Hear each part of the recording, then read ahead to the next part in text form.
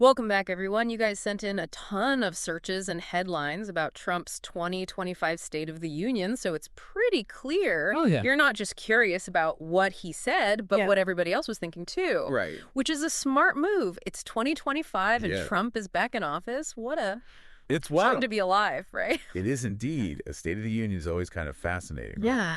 It's a little glimpse into Yeah. where we are as a country. Yeah, What are people worried about? What's on the agenda? for sure. And with Trump, it's practically guaranteed Oh, yeah. to spark some debate. Okay, so let's dive right into these search terms. Right. The sheer volume of searches for things like what time and how to watch is crazy. I know. It's like the Super Bowl of politics. You're not wrong. And that's not really surprising for a State of the Union, but Right. Trump just seems to magnify that effect. Uh-huh. He knows how to capture the public's attention for better or for worse. Yeah. People tune in to either cheer him on or tear him apart. And speaking of tearing things apart, look at all these searches for fact check, Oh, yeah. highlights, and transcript. It's like you wanted a play-by-play analysis before the speech was even over. That's so true, and it points to how we consume information these days, right? In a world of instant news and social media, Yeah. everyone wants to be in the know immediately, Yeah. but doesn't necessarily have the time to watch a whole speech. Right. Plus, there's that layer of distrust, like wanting to verify everything, Yep, for sure. Absolutely. Now, here's where it gets juicy. We've got searches for woke, meaning drill, baby, drill, Okay, and balance the federal budget. interesting. These aren't just random searches. These sound like potential sound bites from the speech itself. You're picking up on some major clues here. Yeah. Woke, obviously, speaks to the ongoing culture wars. Yeah. Drill, baby, drill hints at energy policy. Uh-huh. And balance the federal budget suggests those economic anxieties. It seems like Trump was hitting on some pretty familiar hot-button issues. And check this out. Searches for names. Okay. Nancy Pelosi, AOC, Hakeem Jeffries, so those are expected. But Yeah. Mike Johnson, Mm-hmm. who is this guy and why were you searching for him? Ah, that's a key detail. Yeah. In this alternate 2025, Mike Johnson is the Speaker of the House. Whoa, hold on. Yeah. Mike Johnson is speaker. That completely changes the political landscape. It does. I'm suddenly way more interested in what Trump might have said with him in charge. It's definitely a significant development. Think about it. Different leadership in the House. Right. It's going to be different priorities, different alliances, Yeah. a whole new set of challenges for the president. Okay, so we've got anticipation, controversial topics, a thirst for instant analysis, and a new power player in the House. Mm-hmm. This is already shaping up to be one heck of a State of the Union. It is. And don't forget all those searches about reactions, CNN instant polls, Yeah. Democrats' response, even mentions of specific commentators. It seems like you wanted to gauge the immediate fallout from the speech as well. Right, you wanted to know how everyone was interpreting the speech, who loved it, who hated it, and what it all meant for the future. It's like Right. you're looking for clues to decode not just the speech itself, but the entire political landscape surrounding it. Exactly. And that makes sense. In today's world, the immediate reaction to an event can be just as important as the event itself. For sure. Pundits, polls, social media, they all shape the narrative before the dust even settles. Okay, so we've established the context, the Right. players and the public's intense interest. Yeah. But now we need to go deeper. Okay. What were the actual issues Trump tackled in this speech? What were the key arguments and what clues do these searches give us about his strategy? Yeah. Well, let's dig into some of those specific policy areas you were curious about. Remember all those searches related to energy? Drill, baby, drill. Keystone Pipeline. Fracking. It seems like energy policy was a major focus, and you wanted to know exactly what Trump was proposing. You're right, energy is always a hot-button issue. Always. But in 2025, what was the context? Was it about climate change or is it more about energy independence? It seems to be a bit of both, honestly. Okay. But with a heavy emphasis on energy independence, we're seeing searches for energy independence, China energy, and even Russia oil.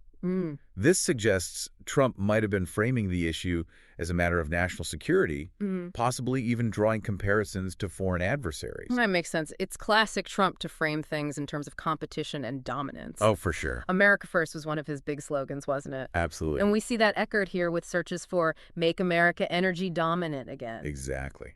And those kinds of slogans resonate deeply with his base. Yeah. It taps into a sense of national pride, but also underlying anxieties about America's place in the world, Yeah. especially when it comes to economic power and influence. But energy independence often comes with environmental concerns, right? Yeah. Was he talking about climate change at all? He did, but not in the way you might expect. Remember that search term, woke, meaning? Oh, yeah. He actually used it in the context of climate change, Wow. calling it part of a radical woke agenda that's out of touch with the needs of everyday Americans. So he was basically flipping the script, turning climate change into a cultural issue rather than a scientific one. That seems to be the case. Yeah. And it's a clever strategy, politically speaking. By framing it as a cultural battle, he's able to appeal to his base, who might be skeptical of climate science, For sure. while also tapping into a broader sense of frustration with what some perceive as political correctness gone too far. And that strategy clearly worked, at least in terms of generating buzz. We're seeing a ton of searches related to climate change, green energy, and environmental impact, Yeah. but also terms like culture war, cancel culture, Mhm. and free speech. It seems like he managed to rile up both sides of the debate. He definitely knows how to push those buttons. Yeah. But remember, this is 2025. We have to consider how the political landscape might have shifted since his previous term. Right. What were the major events leading up to this State of the Union? Yeah. Were there any specific crises or controversies that might have influenced his approach? That's a great point. We can't just analyze the speech in a vacuum. We need to understand the broader context. For example, remember how we talked about Mike Johnson being the Speaker of the House? Right. That suggests a Republican majority in Congress, It does. which would give Trump a lot more leverage to push his agenda. Absolutely. And it makes you wonder how much of his speech was tailored to appease that Republican base. Yeah. Was he trying to solidify his support within the party? Or was he aiming for a more bipartisan approach? Well, based on the searches we're seeing, it doesn't seem like he was particularly interested in bipartisanship. The sheer volume of searches for Democrats' response and CNN instant poll suggests that people were expecting a strong reaction from the opposition. And they probably got one. Mhm. Trump is rarely known for his subtlety, Right. especially when it comes to criticizing his opponents. Okay, so we've covered energy and climate change, two highly charged issues that clearly dominated the conversation surrounding the State of the Union. Right. But we also saw a lot of searches related to the economy, terms like inflation, jobs, and balance the federal budget. Yeah. What was Trump's message on that front? Well, let's open up the transcripts and see. Redaction. This is where things get really interesting because based on these searches, it seems like you were looking for concrete solutions, not just rhetoric. All right, we're diving into the transcript now, specifically the section on the economy. Remember all those searches about balance the federal budget? You were clearly interested in how he planned to tackle that issue. And he addressed it head on, Okay. calling the national debt a colossal burden. Right. He pointed fingers at previous administrations for reckless spending. So classic blame shifting. Pretty much. But did he offer any actual solutions? Or was it just talk? He did outline a few broad strokes, like cutting wasteful programs, streamlining bureaucracy, renegotiating trade deals.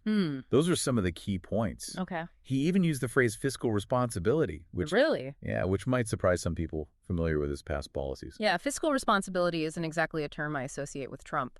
But it's interesting that he chose to frame his economic message in these, patriotic terms, talking about restoring American strength and making the country a global economic leader again. That's a really astute observation. Yeah. He's cleverly linking economic policy to national pride, which is a powerful motivator, Yeah. It plays into that deep-seated desire for America to be seen as a dominant force on the world stage.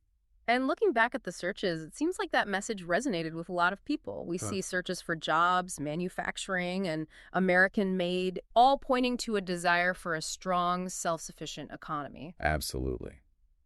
Those searches suggest an underlying anxiety about economic security and a longing for the days when American products and industries were globally dominant.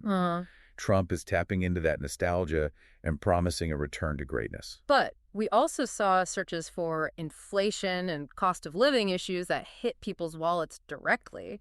Did he address those concerns? He did, but in a way that might be frustrating to some. Instead of taking responsibility, he blamed those issues on external factors, Okay. like global supply chain disruptions and the energy policies of weak foreign leaders. Oh, wow. It's a way of deflecting blame while still acknowledging the very real economic anxieties people are facing. Right. So taking credit for the good, deflecting blame for the bad. Pretty much. It's a familiar pattern, right? But beyond the economics, what else stood out to you in this speech? What other insights can we glean from these searches? Well, we can't ignore that cluster of searches around woke, meaning culture war and cancel culture. Remember how he linked woke to climate change? That wasn't the only instance. Yeah. He went on a whole rant about what he called the radical woke agenda, accusing it of, undermining American values and indoctrinating children. That definitely sounds like classic Trump, diving headfirst into the culture wars. Yep. It seems like no matter what year it is, some things never change. It's true. And politically, it's a smart move. Right. By framing things in such stark terms, he's galvanizing his base and energizing his opponents. Yeah. It's a way of ensuring that everyone's talking about him, whether they love him or hate him. And looking at the searches, it clearly worked. Yeah. Those terms spiked right after that section of the speech, sparking a firestorm of debate online. Oh, for sure. He knows how to get people riled up, that's for sure. He's a master of triggering those emotional responses. Yeah. Both positive and negative. And in a way, that's the essence of his political strategy. It's not about nuanced policy discussions. It's about creating a spectacle, dominating the news cycle, and keeping himself at the center of the conversation. So we've gone from basic searches about when and how to watch the speech, all the way to these deeper insights about political strategy, cultural anxieties, and economic concerns. It's amazing how much we can learn about the state of our nation just by analyzing what people were searching for. It's like we've pieced together a puzzle using these digital breadcrumbs to reveal a bigger picture, Yeah. We see the issues that are top of mind for the public, the political strategies at play, and the anxieties that are shaping the national conversation. Exactly. And the best part is, this is just the beginning. Right. We've provided the context, the analysis, and the key takeaways.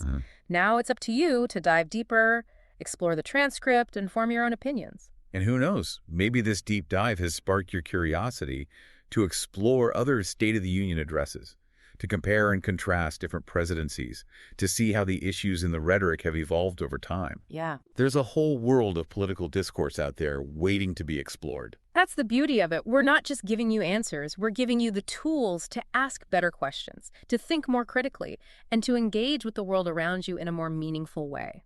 Exactly. So keep questioning, keep exploring, and keep diving deep. Until next time. Today is your lucky day.